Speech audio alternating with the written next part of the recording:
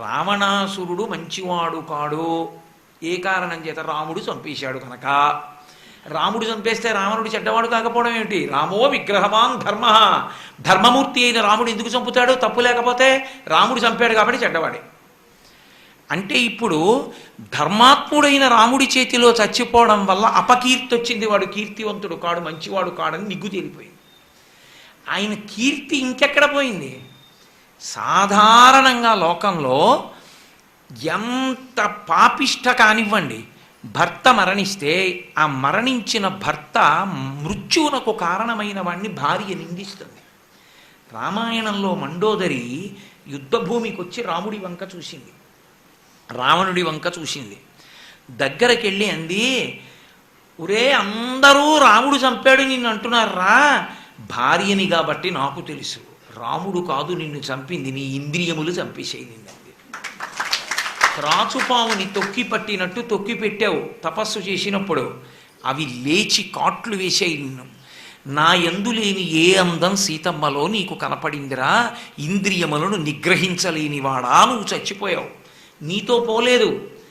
ధర్మాత్ముడు అపారమైనటువంటి పరాక్రమవంతుడైన కొడుకుని కన్నాను, ఇంద్రజిత్తుని. ఆ కొడుకుని నీ కామానికి లేకుండా చేసి నువ్వు చచ్చిపోయావు. నీ తమ్ముడు విభీషణుడు ఉన్నాడు కాబట్టి నీకు అంత్యేష్టి సంస్కారం చేస్తాడు. రేపు నే చచ్చిపోతే తలకొరివి పెట్టడానికి కొడుకు లేకుండా చేసిన కామాంధుడా అంది. ఇప్పుడు ఏమైంది రావణుడి కీర్తి? రావణుడు చచ్చిపోయాడు, రాముని సమక్షంలోనే రావణుని కీర్తి చచ్చిపోయాడు. అయితే మీరెందుకండి గుండెలు బాదుకుంటారు అంటారేమో. రావణుడు కేవలము అలా నిందించడానికి అదొక్కటే ఉన్నవాడు కాదు, చాలా పరాక్రమం కూడా ఉంది. కానీ వచ్చిన ఇబ్బంది ఏమిటంటే అసలు రావణాసురుని యొక్క మంచితనం కానీ కీర్తి కానీ ఇక ప్రకాశించలేదు. ఆయన గొప్ప శివభక్తుడు, అన్నిటినీ మించి ఎంత తపస్సు చేసినటువంటి వాడు, ఎంతటి వీరాధివీరుడంటే వాల్మీకి మహర్షి చెప్పారు. వాడు పడుకుంటే మాషరాశ ప్రతీకాశం నిశ్వసంతం భుజంగవత్ గంగే మహతితో యాంతే ప్రసుప్తమివ కుంజరం ఐరావత విషాణాగ్రై రాపీడన కృతైవ్రణౌ వజ్రోల్లిఖ సపీనాంసౌ విష్ణుచక్ర పరీక్షితౌ అన్నారు. ఐరావతం వచ్చి కుమ్మితే ఆ దంతములతో పొడిస్తే పడ్డ గాయాలున్నాయి, విష్ణువు చక్రం పెట్టి కొడితే ఇదిగో ఇక్కడ చిన్న మచ్చబడిందనేవాడు. అంటే అంత తపస్సు చేశాడు. విష్ణువు చక్రమునకు తెగటారడం, అది చిన్న తెగుతుందంతే. నే చెప్పట్ల, వాల్మీకి చెప్పారు. ఇంద్రుడి ఐరావతం తన యొక్క దంతముల చేత కుమ్మితే చిన్న గాయమైంది.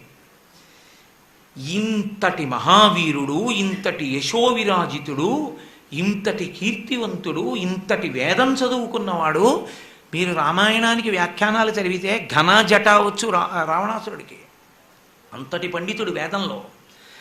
దరిద్రం ఎక్కడుందంటే వేదం చదువుకున్నాడు కానీ పాటించాడు ధర్మాన్ని. అక్కడ ప్రమాదం వచ్చేసింది. రాముడు ధర్మాన్ని పట్టుకుంటాడు, ఆయన ధర్మాన్ని పట్టుకోడు, అందుకే నిలబడలేకపోయాడు. ధర్మం అన్నది తెలుసుకోవడానికి కాదు, అనుష్ఠించడానికి. ఎన్ని తెలిసి ఉంటే ఎందుకు? చెయ్యని దానికి. చేసినది ఏదో ధర్మం, తెలుసుకున్నది ధర్మం ఎప్పుడూ కాదు. తెలుసుకోవడం ఎందుకంటే చేయడానికి పనికి రాకుండా తెలుసుకోవడానికి పనికి వచ్చిందంటే ఉపయోగం లేదు. అందుకే సంధ్యావందనం చెయ్యండి అని ఇల్లు తిరిగి 10 మందికి సంధ్యావందనం నేర్పిన బ్రాహ్మణుడి కన్నా ఉత్తముడు లోకంలో ఉండడు. స్వధర్మానుష్ఠానమునందు నిలబెడుతున్నాడు కాబట్టి ఇప్పుడు రావణాసురుని యందు కేవలము చంపేయడం కాదు, బ్రహ్మహత్య, ఛాయాహత్య, వీరహత్య అని 3 జరిగాయని చెప్పే శాస్త్రాలు. ఇప్పుడు ఇవి 3 పోవాలంటే మామూలుగా ఇంకొక నరుడైతే తరమా పోగొట్టుకోవడం సాధ్యం కాదు. రాముడు నరుడిగా ఈ లోకానికి చూపించాడు.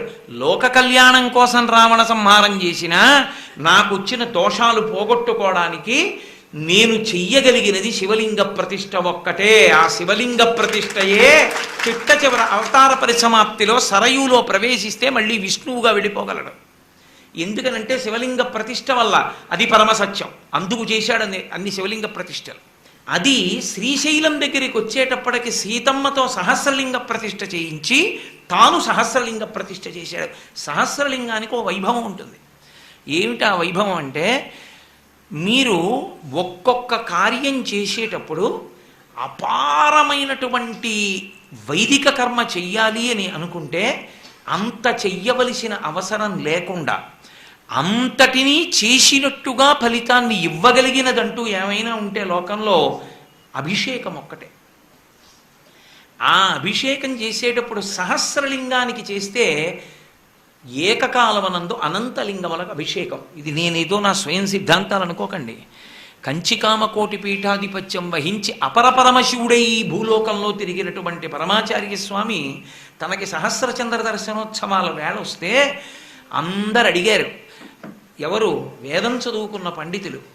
మహాస్వామి వారు శరీరంతో ఉన్న రోజుల్లో ఎక్కడెక్కడో ఉన్నటువంటి వేద పండితులు వెళ్ళిపోయేవారు కంచి. వెళ్ళిపోయి ఆయన నిద్రపోయిన రోజులు చాలా తక్కువ. అసలు ఆయన నిద్రపోవడం తెలియదు. మీరు ఇప్పటికీ పెద్ద పెద్ద వేద పండితులను అడగండి, చెప్తారు కంచిలో అసలు ఆయన ఎప్పుడు నిద్రపోయారో తెలియదని చెప్తారు కొన్ని రోజులు. ఆయన వేద పండితులకి దగ్గరలో ఆవాసాలు ఇచ్చేవారు. అర్ధరాత్రి 1 గంటకే అకస్మాత్తుగా కబురు చేసేవారు, ఫలానా అవధాని గారిని ఒకసారి రమ్మని. ఎవ్వరు ఉండేవారు కాదు. ఆయన ఒక్కరే సత్యదండం పట్టు కూర్చోమని, ఫలానా వేదంలో ఫలానా మంత్రం ఉంది కదా, పన్నం చదువు అనేవారు. ఆ పన్నం చదివితే దానికి భాష్యం చదువుకున్నావా, దాని అర్థం ఏమిటి చెప్పు అనేవారు. వేదం అంటే ప్రాణం ఆయనకి. వేదం చదువుకున్న వాళ్ళంటే ప్రాణం. ఎప్పుడైనా ఎక్కడైనా ఒక యజ్ఞం కానీ యాగం కానీ స్వరం తప్పకుండా చేయిస్తే ఆయన ఇచ్చిన బహుమానం ఏమిటో తెలుసా? కనకాభిషేకాలు అవి చేసేవారు కాదు. ఆయన దగ్గర ఉన్నటువంటి వాటిలో ఆయన చేత్తో తీసి సృక్కు కానీ స్రవం కానీ బహూకరించేవారు. ఇప్పటికీ శ్రీశైలంలో ఉన్నటువంటి కామకోటి మఠంలో ఒక వేద పండితుడు ఒక ఆయన ఉన్నారు, మహానుభావుడు. ఆయనకి మహాస్వామి వారి చేత్తో ఇచ్చినటువంటి సృక్కు ఆయన దగ్గర ఉంది. ఒకప్పుడు కంచిలో బహూకరించారు. అటువంటి మహాస్వామి ఒక మాట చేశారు. ఆయనకి సహస్రచంద్ర దర్శనోత్సవ సమయం ఏర్పడితే వేద పండితులు అందరూ వెళ్ళి అడిగారు, అయ్యా మీ ఆయుర్దాయం కోసం, మీరు శరీరంతో ఉండడం కోసం మేము సహస్రచంద్ర దర్శనోత్సవం వేళయింది, ఎంత పెద్ద క్రతువైనా చేస్తామని అనేవారు. అకస్మాత్తుగా ఒక రోజున కాంచీపురంలో ఉన్నటువంటి పృథివీలింగం దగ్గరికి వెళ్ళారు ఆయన.